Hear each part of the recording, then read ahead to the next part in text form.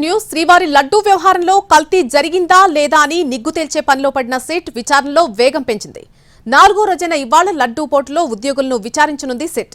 లడ్డూ పోర్టులో పనిచేసే సిబ్బందిని ప్రశ్నించి లడ్డూ తయారీ నుంచి విక్రయాల వరకు కూడా ఉండేటువంటి పూర్తి ప్రాసెస్ ను ఈ రోజు పరిశీలించబోతున్నారు. ట్యాంకర్లు వచ్చిన తర్వాత సాధారణంగా ఎన్ని రోజులు నెయ్యి నిల్వ చేస్తారు, ఆ తర్వాత ప్రసాదాల తయారీకి ఎలా తరలిస్తారు, లడ్డూ తయారీ ఎలా ఉంటుంది అనే దాని వివరాలు తెలుసుకుంటారు. తయారైన లడ్డూలను ఎలా కౌంటర్లకు తరలిస్తారనే అంశాలపై కూడా సిట్ దృష్టి పెట్టనుంది.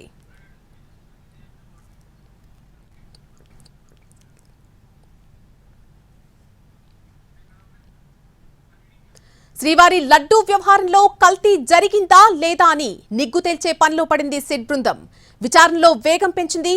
4వ రోజైన ఇవాళ లడ్డూ పోర్టులో ఉద్యోగులను విచారించబోతోంది సిట్. ఇక లడ్డూ పోర్టులో పనిచేసేటువంటి సిబ్బందిని ప్రశ్నించి లడ్డూ తయారీ నుంచి విక్రయాల వరకు కూడా ఉండేటువంటి పూర్తి ప్రాసెస్ ను ఈ రోజు పరిశీలించబోతున్నట్టుగా తెలుస్తోంది. ఇదే అంశానికి సంబంధించి పూర్తి అప్డేట్ మా ప్రతినిధి మోహన్ ప్రసాద్ లైవ్ లో అందిస్తారు. మోహన్ ప్రసాద్, ఈ రోజు సిట్ టీం విచారణ ఏ విధంగా ఉండబోతోంది, ఎక్కడెక్కడ పరిశీలనలు జరగబోతున్నాయి, ఏ రకంగా విచారణ ఉండబోతోంది ఈ రోజు?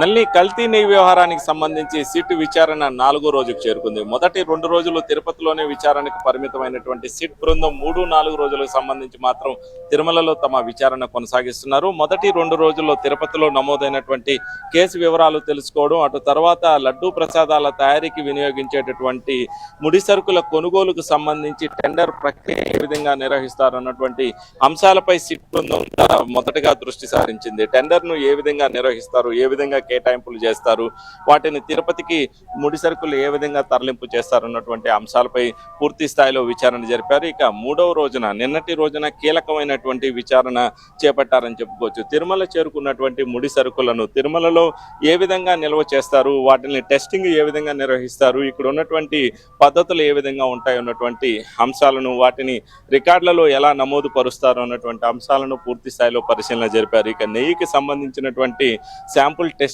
ఏ విధంగా నిర్వహిస్తారన్నటువంటి అంశాలను కూడా సిట్ బృందం ప్రత్యక్షంగా కూడా పరిశీలన జరిపింది.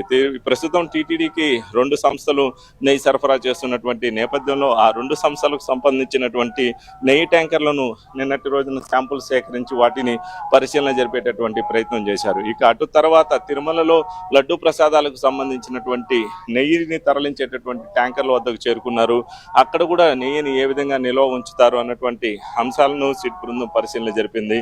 అటు తర్వాత తిరుపతి చేరుకొని నిన్న రాత్రి 3 గంటల వరకు కూడా కేసు డైరీలో అన్ని అంశాలను కూడా నమోదు చేసినట్టు సమాచారం అందుతుంది. ఇక 4వ రోజు సంబంధించి శ్రీవారి ఆలయంలో లడ్డూ ప్రసాదాల తయారీ ఏ విధంగా చేస్తారు, అక్కడ ఉన్నటువంటి వైష్ణవులు ముడి సరుకులను ఏ విధంగా వినియోగం చేస్తారు, వారు ముడి సరుకులకు సంబంధించి ఏదైనా కల్తీ వారి దృష్టికి వస్తే వారు ఈ అంశాలు ఎవరి దృష్టికి తీసుకెళ్తారు వంటి వివరాలు తెలుసుకునేటటువంటి విచారణ ఇవాళ జరిగేటటువంటి అవకాశాలు ఉంటాయి. ఇక లడ్డూ కౌంటర్కి లడ్డూలను ఎలా తరలిస్తారు, అక్కడ ఎన్ని రోజుల పాటు నిల్వ ఉంటుంది, వాటిని భక్తులకు ఎప్పుడు విక్రయిస్తారు వంటి అంశాలను కూడా అక్కడ ఉన్నటువంటి కౌంటర్ సిబ్బంది ద్వారా తెలుసుకునేటటువంటి విచారణ ఇవాళ కొనసాగేటటువంటి అవకాశాలు ఉంటాయి. ఇవాళ మధ్యాహ్నానికి సిట్ బృందం విచారణ పూర్తయ్యేటటువంటి మొదటి దశ విచారణ పూర్తయ్యేటటువంటి అవకాశాలు ఉంటాయి. మరోవైపు ఇవాళ రోజున మరొక కీలక పరిణామం చోటు చేసుకుందని చెప్పుకోవచ్చు. శ్రీవారి వార్షిక బ్రహ్మోత్సవాల పర్యవేక్షణకు తిరుపతికి డీజీ ద్వారకా తిరుమలరావు రావడం, మరోవైపు ద్వారకా తిరుమలరావుకు